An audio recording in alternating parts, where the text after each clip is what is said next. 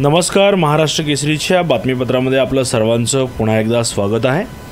भाजपकडून सुनील मेंढे यांनी लोकसभा भंडारा गोंदिया निवडणुकीचा उमेदवारी अर्ज आज केला दाखल। भंडारा दिनांक 27 मार्च 2024 नुकतेच 2024 मध्ये होऊन घातलेल्या भंडारा गोंदिया लोकसभा निवडणुकीचा नामांकन अर्ज दाखल करण्याचा आज शेवटचा दिवस होता। यावेळी भाजप पक्षाच्या वतीने आज 27 मार्च रोजी भंडारा गोंदिया लोकसभा निवडणुकीसाठी खासदार सुनील मेंढे यांनी नामांकन अर्ज दाखल केला, तर सभेचे आयोजन करण्यात आले होते। यावेळी भाजपचे माजी मुख्यमंत्री देवेंद्र फडणवीस यांच्यासह महायुतीचे अनेक नेते, माजी मंत्री, माजी आमदार यांच्यासह हजारो कार्यकर्ते उपस्थित होते। यावेळी मंचावरून बोलताना खासदार सुनील मेंढे यांनी सांगितले की देशाचे गौरव पंतप्रधान श्री नरेंद्रजी मोदी यांनी माझ्यावर विश्वास दाखवत भंडारा गोंदिया लोकसभा मतदार संघाची निवडणूक लढण्याची मला संधी दिली। आज दिनांक 27 मार्च रोजी निवडणुकीसाठी उमेदवारी अर्ज दाखल केला। माननीय पंतप्रधानांनी आग्रहाने भंडारा गोंदिया लोकसभा क्षेत्राचा सर्वांगीण विकास करण्यासाठी जो विश्वास दाखवला तो पूर्ण शक्तीने पूर्ण करू असा निर्धार यावेळी व्यक्त केला।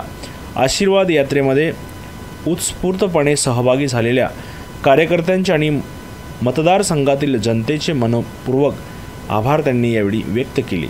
यावेळी व्यासपीठावर उपमुख्यमंत्री माननीय देवेंद्र फडणवीस, प्रदेशाध्यक्ष चंद्रशेखरजी बावनकुळे, राष्ट्रवादीचे नेते खासदार प्रफुल्लभाई पटेल, आमदार नरेंद्र भोंडेकर, आमदार विजय रहांगडाले, आमदार विनोद अग्रवाल, आमदार मनोहर चंद्रिकापुरे, आमदार राजू कारेमोरे, माजी मंत्री परिणय फुके, राजकुमारजी बडोले माजी मंत्री, तसेच राजू जैन, गोपाल अग्रवाल, नाना पंचबुद्धे, शिशुपाल पटले, उपेंद्र कोठेकर, तारिक कुरेशी, बाळा अंजनकर, जिल्हाध्यक्ष प्रकाश बाळबुद्धे, यशुलाल उपराडे, धनंजय दलाल, अजय दीपक कवाडे, अनिल गायधणे, पंकज रहांगडाले, प्रदीप पडोळे, जिल्हा बँकेचे अध्यक्ष सुनीलजी फोंडे, विनोद तांबे, हेमंत पटले यांच्यासह अनेक मान्यवर यावेळी मंचावर उपस्थित होते।